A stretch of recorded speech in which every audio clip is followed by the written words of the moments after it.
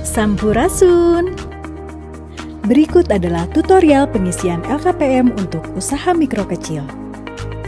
Langkah pertama, masuk ke laman website oss.go.id. Akan muncul pop-up, lalu klik tombol Masuk sekarang.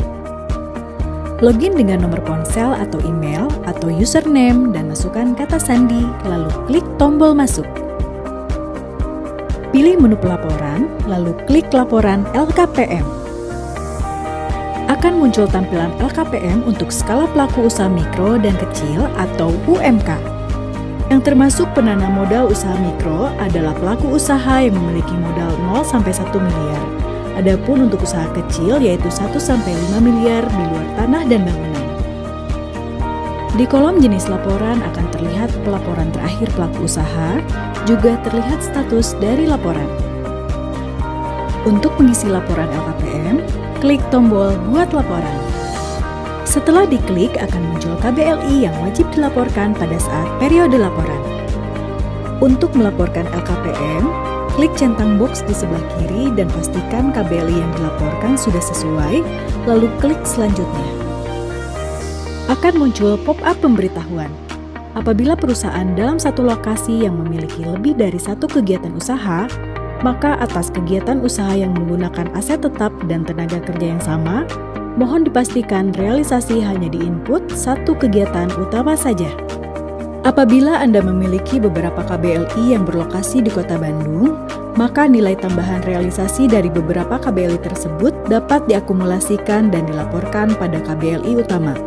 Dengan catatan KBLI lainnya telah dilaporkan dengan nilai nihil atau 0 dan diberi keterangan pada kolom permasalahan dengan kategori LKPM bahwa nilai penambahan telah terlaporkan pada KBLI utama. Klik OK. Nilai yang diinputkan pada pelaporan LKPM UMK terbagi menjadi dua. Ada modal tetap dan modal kerja. Untuk penjelasan, Anda dapat mengarahkan kursor mouse ke icon I. Maka akan muncul informasi apa saja yang termasuk di modal tetap dan modal kerja. Untuk dapat diperhatikan, nilai yang diinputkan dalam LKPM sendiri hanyalah tambahan modal tetap dan modal kerja dengan batas waktu maksimal 1 tahun ke belakang, bukan nilai modal dari awal perusahaan berdiri. Modal tetap adalah segala pembelian, biaya maintenance, maupun perbaikan yang berkaitan langsung dengan aset tetap, baik itu bangunan maupun mesin dan peralatan.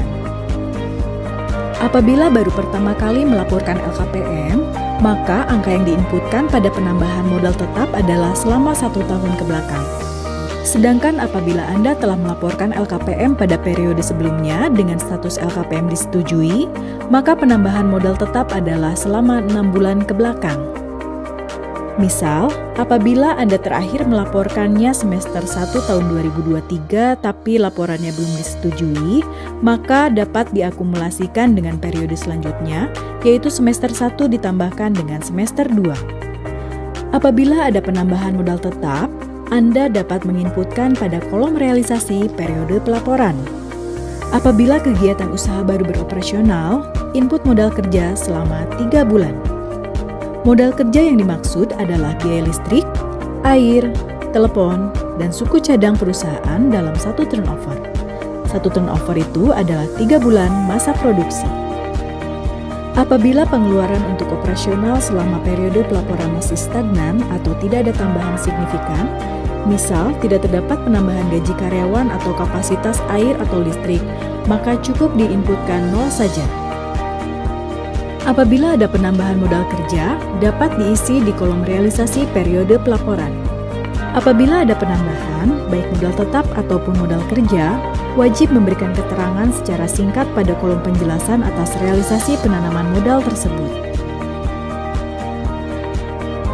Pada isian penggunaan tenaga kerja, Anda dapat mengisi tambahan atau pengurangan tenaga kerja pada saat periode pelaporan.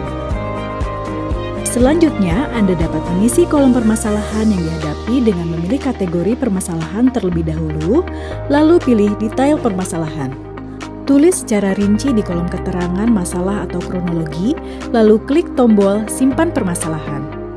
Tetapi jika pada saat periode pelaporan Anda tidak mengalami kendala, Anda dapat memilih kategori permasalahan Tidak ada masalah. Selanjutnya, Anda dapat menginput pimpinan atau penanggung jawab LKPM dengan mengisi nama petugas, nomor telepon, jabatan, dan email. Untuk email sendiri harus diinputkan 2 email. Anda dapat mengisi email pelapor LKPM dan email perusahaan, lalu centang kolom disclaimer. Untuk melihat cetakan, klik tombol pratinjau. Apabila Anda belum yakin terhadap penginputan, Anda dapat mengklik tombol simpan sebagai draft. Akan muncul pop-up buat laporan baru dan kembali ke halaman muka. Apabila Anda memiliki beberapa LKPM yang belum dilaporkan, pilih buat laporan baru. Apabila tidak ada LKPM yang harus dilaporkan, klik tombol kembali ke halaman muka. Selanjutnya, Anda akan masuk ke menu LKPM untuk pelaku usaha mikro dan kecil. Penginputan yang belum dikirim akan terlihat sebagai draft di kolom status. Untuk mengubah status LKPM yang masih draft, Anda bisa klik tombol ubah. Lalu klik ya. Lalu akan muncul konfirmasi apakah nilai yang Anda input sudah benar. Bila benar, klik ya, lalu klik OK. Apabila pengisian sudah sesuai, centang disclaimer, lalu klik tombol kirim laporan. Klik tombol kembali ke halaman muka untuk mengecek status laporan. Pastikan status laporan sudah terkirim. Status LKPM sendiri terbagi menjadi 4. Status draft artinya LKPM belum dikirim, masih dapat diedit. Status terkirim artinya LKPM sudah dikirim, tapi belum diverifikasi. Status perlu perbaikan artinya LKPM sudah dikirim, tapi harus dilakukan perbaikan inputan. Status disetujui artinya LKPM sudah dikirim dan sudah disetujui oleh verifikator. Selalu pantau status laporan sampai batas waktu periode pelaporan, karena LKPM akan dianggap melaporkan apabila statusnya sudah disetujui. Selamat mencoba!